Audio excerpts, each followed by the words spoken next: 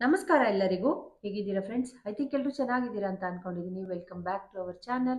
ಇನ್ನು ಯಾರಾದರೂ ನನ್ನ ಚಾನಲ್‌ನ ಸಬ್ಸ್ಕ್ರೈಬ್ ಮಾಡದೆ ನೋಡ್ತಾ ಇದ್ರೆ ಸಬ್ಸ್ಕ್ರೈಬ್ ಮಾಡ್ಕೊಂಡು ಸಪೋರ್ಟ್ ಮಾಡಿ ಅಂತ ಕೇಳ್ಕೊಳ್ತೀನಿ.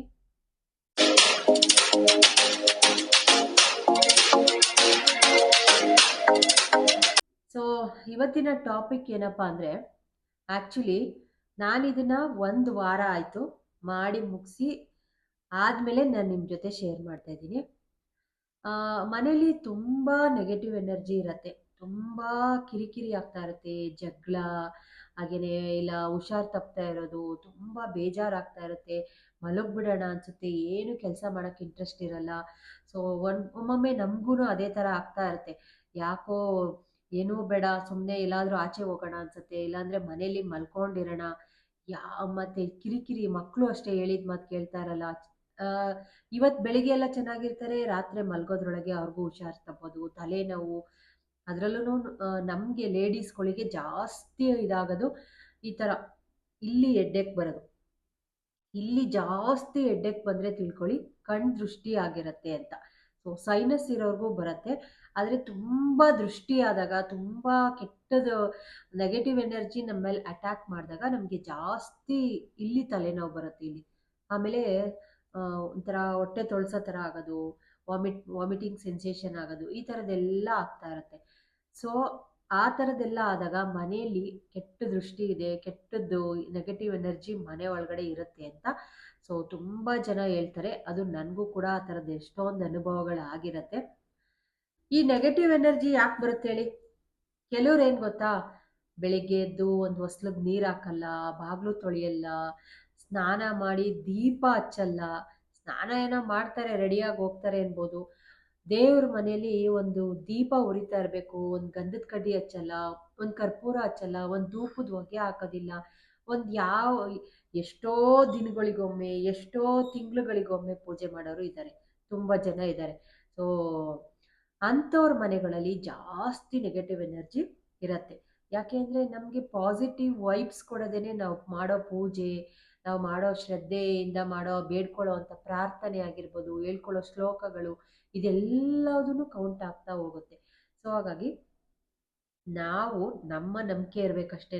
ಸೊ ನಾವು ಪ್ರತಿದಿನ ಪೂಜೆ ಮಾಡೋದ್ರಿಂದ, ಪ್ರತಿದಿನ ಒಂದು ಒಳ್ಳೆ ಅಟ್ಮಾಸ್ಫಿಯರ್ನ ಕ್ರಿಯೇಟ್ ಮಾಡ್ಕೊಳ್ತೀವಿ. ನಾವು ತುಂಬ ಬೇಜಾರಾದಾಗ ದೇವಸ್ಥಾನಗಳಿಗೆ ಯಾಕೆ ಹೋಗ್ತೀವಿ ಹೇಳಿ? ಒಂದು ನೆಮ್ಮದಿ ಸಿಗತ್ತೆ. ಹೋಗಿ ಕೂತಾಗ ದೇವ್ರ ಮುಂದೆ ಒಂಥರ ನೆಮ್ಮದಿ ಇರತ್ತೆ. ನಮಗೆ ಖುಷಿ ಆಗಲಿ ಅಂತ ಹೋಗ್ತೀವಲ್ವಾ? ಸೊ ಇದು ಅದೇ ಥರನೇ. ಇಲ್ಲಿ ಯಾವಾಗ ನಮಗೆ ಪಾಸಿಟಿವ್ ವೈಬ್ಸ್ ಬೇಕು, ಪಾಸಿಟಿವ್ ಆಗಿರಬೇಕು, ನಾವು ಮಾಡೋ ಥಿಂಕ್ ಆಗಿರ್ಬೋದು, ಮನೇಲಿರೋ ಎಲ್ಲ ಜನಗಳು ಆರಾಮಾಗಿ, ಹೆಲ್ತಿಯಾಗಿ, ಖುಷಿಯಾಗಿರ್ತೀವಿ ಅಂದರೆ ತುಂಬ ಸೆಲೆಬ್ರಿಟಿಗಳನ್ನ ನೋಡಿ, ತುಂಬ ಯಾರು ಎಷ್ಟು ಜನ ದೊಡ್ಡ ದೊಡ್ಡ ವ್ಯಕ್ತಿಗಳಿದಾರಲ್ಲ, ಪ್ರತಿಯೊಬ್ರು ಪೂಜೆ ಮಾಡ್ದೇನೆ ಆಚೆ ಹೋಗಲ್ಲ. ಅಕಸ್ಮಾತ್ ಒಂದು ಆರತಿ ಆದ್ರೂ ತಗೊಂಡು ತಲೆ ಮೇಲೆ ಹಿಂಗೆ ಅನ್ಕೊಂಡೇ ಹೋಗೋದು. ಅಂಥವರೆಲ್ಲ ಮಾಡ್ತಾರೆ, ನಾವ್ಯಾಕೆ ಮಾಡಲ್ಲ ಅನ್ನೋದು ಪ್ರಶ್ನೆ ಅಲ್ಲ. ಸೊ ನಾವು ಹೆಲ್ತಿ ಆಗಿರಬೇಕು, ನಾವು ಪಾಸಿಟಿವ್ ಆಗಿರಬೇಕು. ನಾವು ಏನೇ ಬಂದರೂ, ಕಷ್ಟ ಬರಲಿ ಸುಖ ಬರಲಿ, ಎರಡನ್ನೂ ಎದುರಿಸೋವಂಥ ಶಕ್ತಿ ಕೊಡಪ್ಪ ದೇವ್ರೆ ಅಂತ ನಾವು ಕೆಳಗಡೆ ಬಿದ್ದಾಗ್ಲೂ ಅಪ್ಪ ದೇವ್ರೆ ಅಂತ ಒಂದ್ಸತಿ ಅಂದೇ ಅಂತೀವಲ್ವಾ? ಸೊ ಅದೇ ಥರನೇ ನಾವು ಪಾಸಿಟಿವ್ ಆಗಿರಬೇಕು ಅಂದರೆ ದೇವ್ರ ಪೂಜೆ ಬೇಕೇ ಬೇಕು. ಸೊ ಹಾಗಾಗಿ ಇವತ್ತಿನ ಟಾಪಿಕ್ ಅದೇ. ಸೊ ತುಂಬ ನೆಗೆಟಿವ್ ಎನರ್ಜಿ ಇದ್ದಾಗ ಮನೇಲಿ ಏನು ಮಾಡಬೇಕು ಅಂತ ನಾನು ಆ್ಯಕ್ಚುಲಿ ಲಾಸ್ಟ್ ವೀಕೆ ಮಾಡಿಟ್ಟಿದ್ದೆ.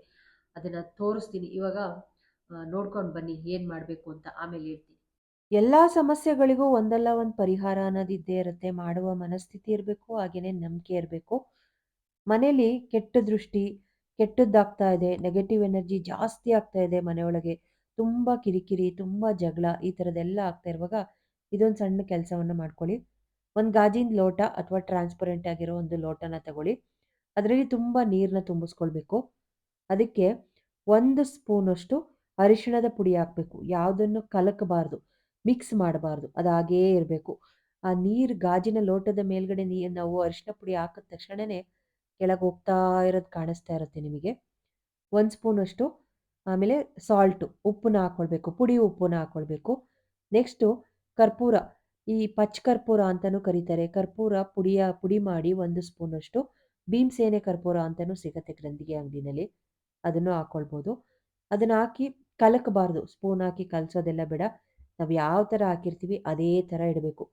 ಮನೇಲಿ ತುಂಬ ನೆಗೆಟಿವ್ ಎನರ್ಜಿ ಜಾಸ್ತಿ ಇದ್ದಾಗ 1 ವಾರ ಇಡಬೇಕು. ರಾಯರ ಮುಂದೆ ಇದನ್ನ ಇಟ್ಟು ಸಂಕಲ್ಪ ಮಾಡಿ, ಮನೇಲಿರೋ ಎಲ್ಲ ನೆಗೆಟಿವ್ ಎನರ್ಜಿ ಎಲ್ಲ ಅಬ್ಸರ್ವ್ ಮಾಡಿ, ನಮಗೆ ಒಳ್ಳೇದು ಮಾಡಪ್ಪ ಭಗವಂತ ಅಂತ ಕೇಳ್ಕೊಳ್ಬೇಕು. ಸೊ ಈ ಥರ ದೇವ್ರ ಮನೆಯಲ್ಲಿ ನಿಮಗೆ ಜಾಗ ಇದ್ರೆ ಅದನ್ನ 1 ವಾರದ ತನಕನೂ ಇಡಬೇಕಾಗತ್ತೆ. ಇದನ್ನ ಈ ವಾರ ಪೂಜೆ ಮಾಡಿಟ್ಟು ನೆಕ್ಸ್ಟ್ ವಾರನೇ ತೆಗಿಬೇಕು. ಇದನ್ನ ಹಾಗೆ ಇಟ್ಟು ಹಾಗೆ ಕದಲಿಸೋದೆಲ್ಲ ಬೇಡ. ಮನೇಲಿ ಜಾಗ ಇಲ್ಲ ಅಂದ್ರೆ ದೇವ್ರ ಮನೇಲಿ ಒಂದ್ ಕಡೆ ಸೈಡಲ್ಲಿ ಇಡಿ, ಇಲ್ಲ ಅಂದ್ರೆ ರಾಯರ್ ಮುಂದೆನೇ ಇಡಬೇಕು. ಅದನ್ನ ನೆಕ್ಸ್ಟ್ ವೀಕ್ ನೋಡಿ, ನೆಗೆಟಿವ್ ಎನರ್ಜಿ ಜಾಸ್ತಿ ಇದ್ರೆ ಆ ನೀರು ಫುಲ್ಲು ಬ್ಲ್ಯಾಕ್ ಕಲರ್ ಆಗಿರುತ್ತೆ. ಇಲ್ಲ ಅಂದ್ರೆ ನೀವು ಹೇಗೆ ಇಟ್ಟಿದ್ದೀರೋ ಅದೇ ಥರ ಇರುತ್ತೆ.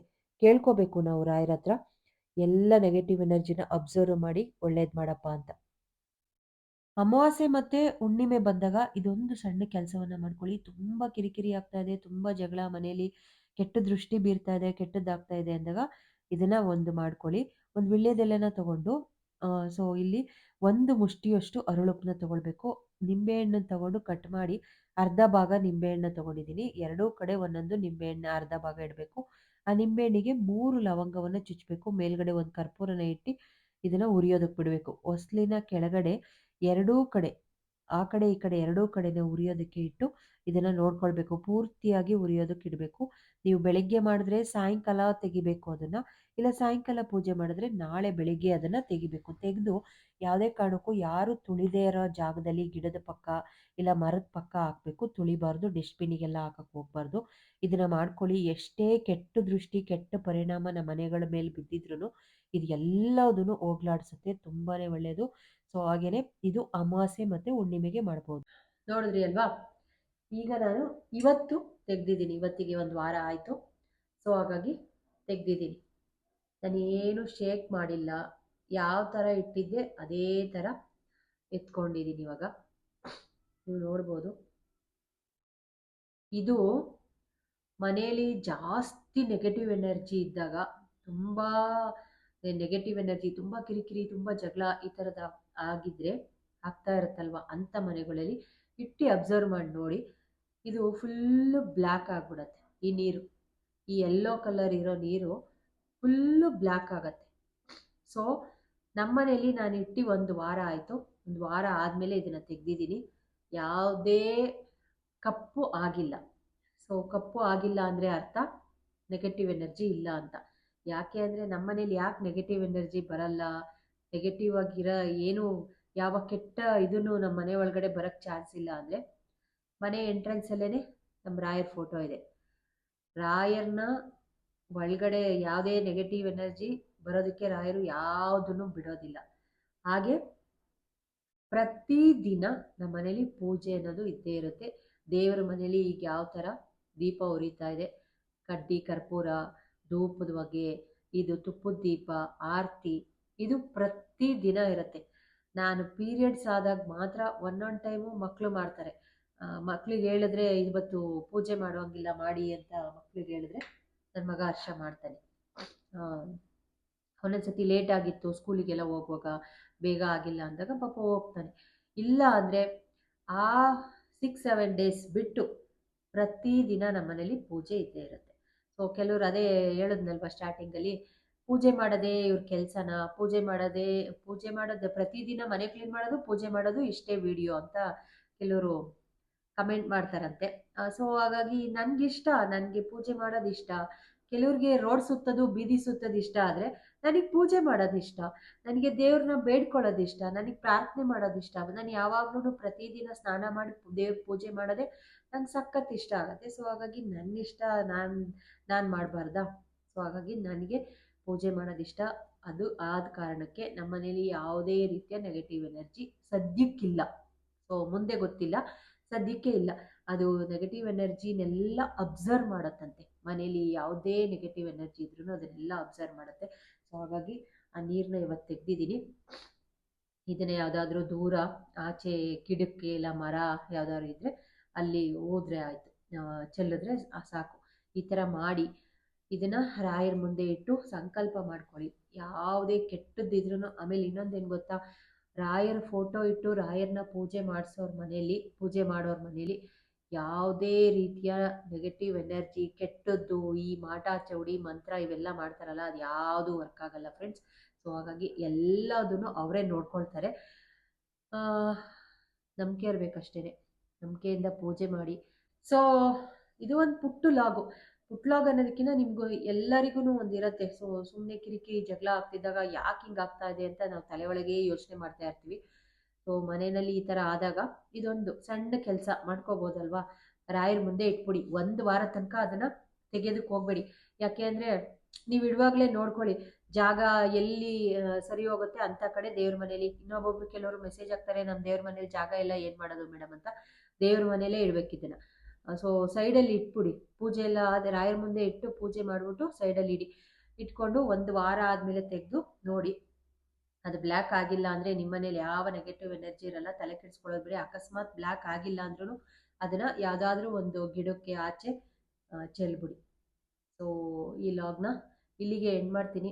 ಮುಂದಿನ ಲಾಗಲ್ಲಿ ಒಂದಷ್ಟು ಜನ ನನಗೆ ತುಂಬ ಇಂಪಾರ್ಟೆಂಟ್ ಆಗಿರೋ ಕ್ವಶನ್ಸ್ನ ಕೇಳಿದ್ದಾರೆ, ಅದ್ರ ಬಗ್ಗೆ ತಿಳಿಸ್ಕೊಡ್ಬೇಕು. ಆಮೇಲೆ ರಾಯರ ಬಗ್ಗೆನೇ ಕೇಳಿದ್ದಾರೆ, ಸೊ ಅದ್ರದ್ದು ಹೇಳ್ತೀನಿ. ಈ ಲಾಗ್ನ ಇಲ್ಲಿಗೆ ಎಂಡ್ ಮಾಡ್ತೀನಿ. ನಮಸ್ಕಾರ, love you all, thank you so much friends.